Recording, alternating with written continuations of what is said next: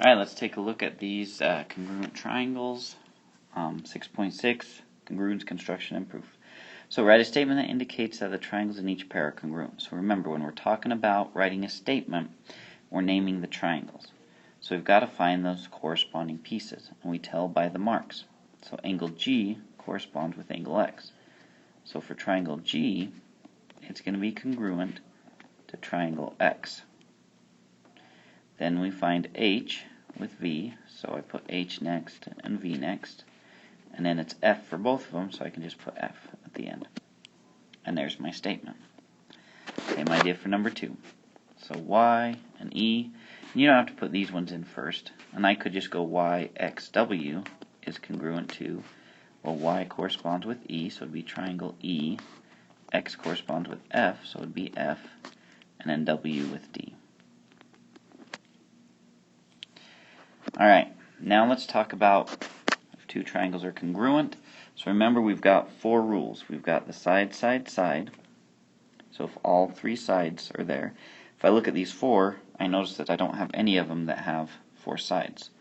I've also got side, angle, side, side, angle, and angle, angle, side. So that's what we're looking for. We're trying to see what information we know and use that. So 3. I've got one side that's congruent. And yes, there's 2 sides, but you get what I mean. We also share a side, which means that's congruent. So I've got another side. And we've got an angle. So I've got 2 sides and an angle, which 2 sides and an angle could be that one, but notice that the angle has to be in between. Is it in between? Nope, so it's not congruent. So I guess I have a 5th option that it doesn't work. Okay, 4. I've got 2 angles, right? So an angle, and then the side in between them. So angle, side, angle. So it's going to be this one. So it's congruent by angle, side, angle. Okay, now number 5. I've got an angle, I've got a side, so angle and a side. Now, whenever we form an X, the angles opposite each other are called vertical angles, and they're congruent. So those 2 angles are congruent, so I've got another angle. So I've got 2 angles, so either this one or this one, and the side is in between, so it's angle, side, angle, just like number 4. Number 6, okay, I've got that vertical angle. Now I've got 3 angles that are congruent and no sides. Notice it's not one of our 4, so we can't call that congruent. It's actually similar. They can be the same shape but different sizes, but for congruency, they can't. So let's take a look at the next group. So I've got one side, 2 sides, and they share a side, so 3 sides, so side, side, side. Number 8, I've got 2 angles, so angle and an angle, and I've got a side, and the side is not in between them, so it's angle, angle, side, or side, angle, angle. You can write it either way.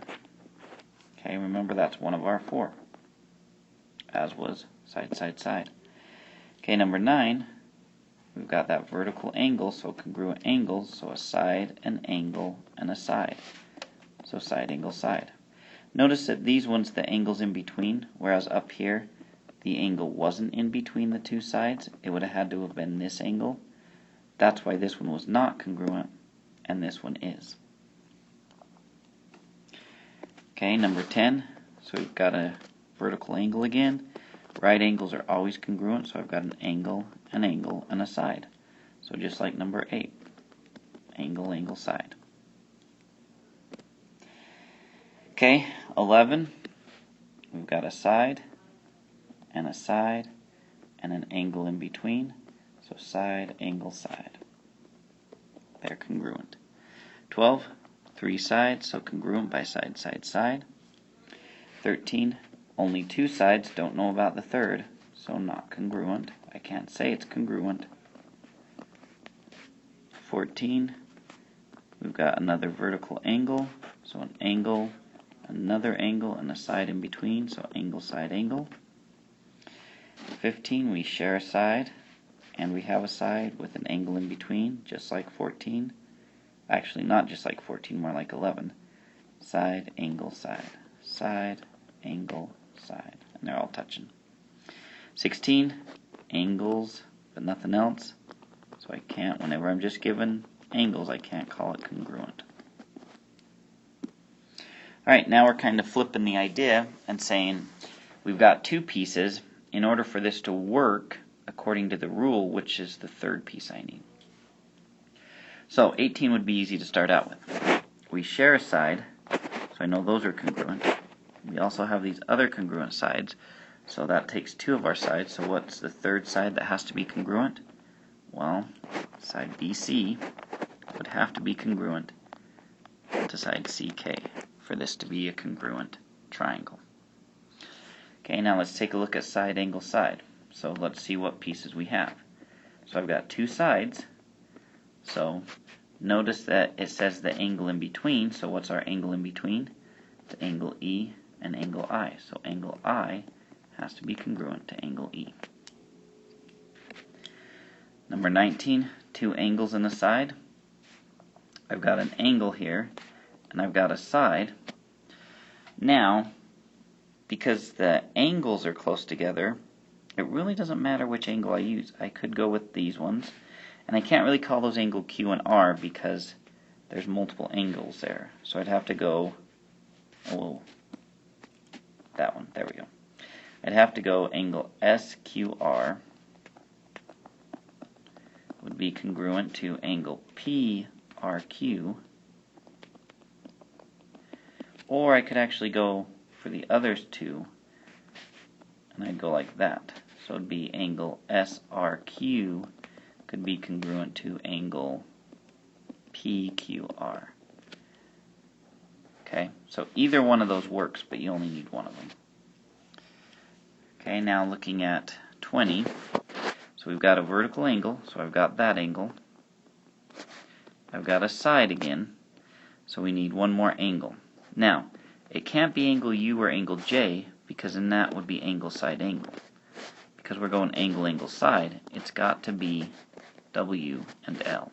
So angle W has to be congruent to angle L. Alright, another angle, side, angle. So I've got two angles, or actually one angle, and the side in between.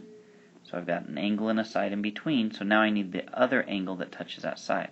So it's got to be that one, angle HGI, has to be congruent to angle GHV.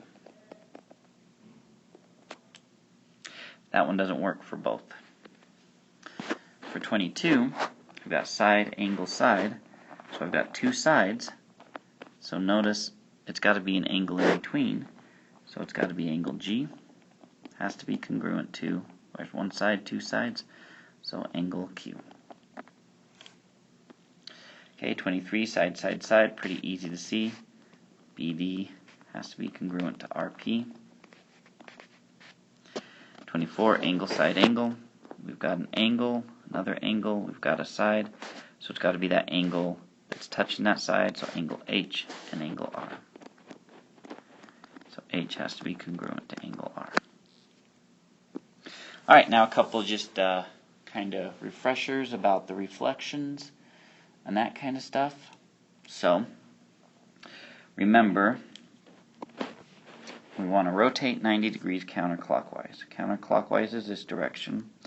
90 degrees would be taking, moving them one quadrant over.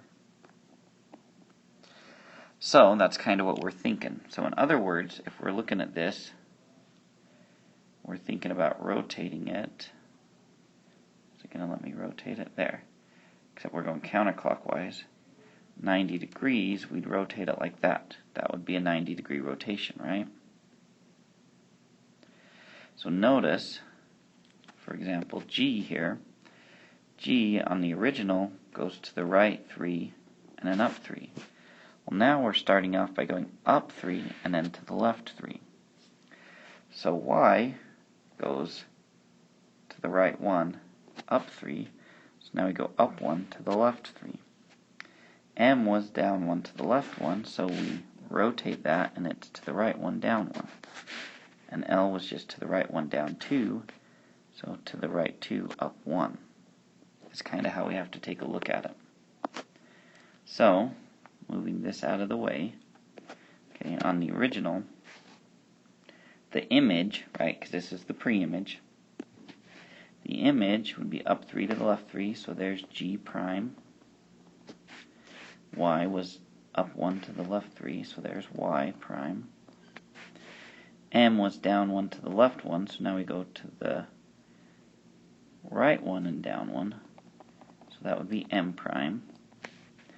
And then L was to the right 2 down, and so we'd go, or to the right 1 down, so we'd go up 1 to the right, so right there would be L prime.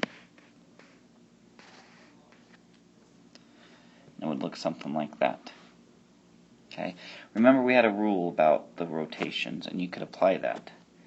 Remember a 90 degree, we took the X and the Y, and we swapped them, and we made the X negative. Or I guess the Y negative. Nope, the X negative. 180, we just took the X and the Y and made them both negative. And for 270, we took the X and the Y, and it's basically like the 90, only the opposite. Okay, so there's that idea as well. So if we're looking at this one, rotate clockwise 90, so if we rotate it 90 degrees clockwise, it would look like that. And apparently now I can't rotate it there. Okay, so that C, instead of going up 1 to the right, we now go to the right 1 and down. Okay, so that would be C prime. For X, X was on the X-axis, so now it turns out to be on the Y-axis, and we go, instead of the right 4, we go down 4. So there's X prime. For K, K was to the right 2 and down 1, so we swap it, down 2 to the left 1. So K would be right there. And there's K prime. And so W was to the right 1, 2, 3, 4, down 3. So we'd go down 4 to the left 3. Put it W prime right there, which if we look, gives us that same basic shape going on, right? Alright. Okay, reflections. Best thing to do, draw the line y equals 1. So y equals 1 is a vertical line at 1. So there's y equals 1. So if I'm rotating it, no, that's x equals 1. What am I doing? Horizontal. Y equals 1. So this point, I would just stay where it's at. Because if we folded it over, it would stay there. So that's also I prime. E and A, E is 3 away, so we go down 3 on the same x. And then A is down 1, so there's E prime and A prime. T goes down 3, so it matches up with E. So it's right there, so there's T prime. And there we go. There's our reflection across y equals 1. Okay, another rotation, 180. Remember, we're moving the whole thing up, around. We're basically swapping the x's and the y's power, so instead of 4, 0, we'd go negative 4, 0. Instead of 2, 3, we go negative 2, negative 3.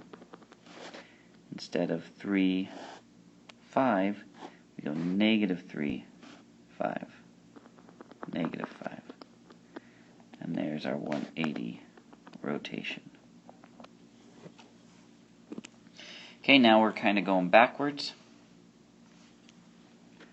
So, where would we reflect?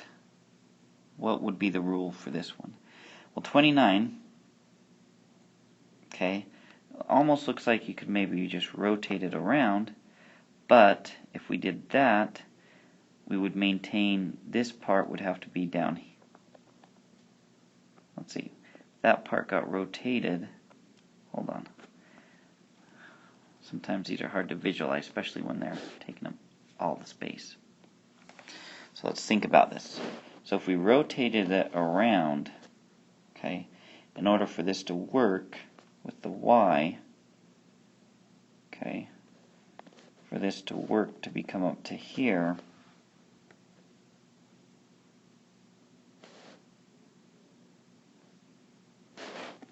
its shape would go still that same way. So that would actually be the y, then it would go off that way. So that's why rotation wouldn't work. Translation definitely not, because it's not in the same orientation. So it's got to be a reflection. So see the distance between all your points, and then find the halfway point. So 6, so halfway is 3. That one stays on it. 8, halfway would be 4. 2, halfway would be 1. So there's where my line of reflection is, which is the x-axis. So when y equals 0, that's where we reflect. It's reflected over y equals 0. Okay, now 30. 30 can't be a reflection because this t is clear over here. Okay, it also can't be a translation, or else it would look that same direction. So it's got to be rotation. So if we're taking t and rotating from that quadrant here, v down, and this from the x-axis to the y-axis, pretty easy to see that we are either doing it counterclockwise, 90 degrees, or we could say clockwise, 270 degrees, because we could take it around that way. Either one of those would work. Okay, number 3 and number 32, 31 and 32. 32, see how it's in the same orientation these shapes are? So this would be the pre-image, and then we'd be moving it to the image. Did I mix them up? No, we started out with the image, right? Pre-image, I mean. So how far does G go up? It goes up 3, to the right 1. So Y would go up 3, X would go to the right 1. You can double check. Up 3 to the right 1, up 3 to the right 1, up 3 to the right 1. So we could write this. You could write up 3 to the right 1. Or you could go that XY, so X was to the right 1, so plus 1. Y was up 3, so plus 3. So either one of those I would accept. Okay, now if we look at 31, hopefully we can see that this is a reflection, and you can find the halfway point between all these, which would be this line right here, which is at -2. So it's reflected about x equals -2. And there we go with all those, guys.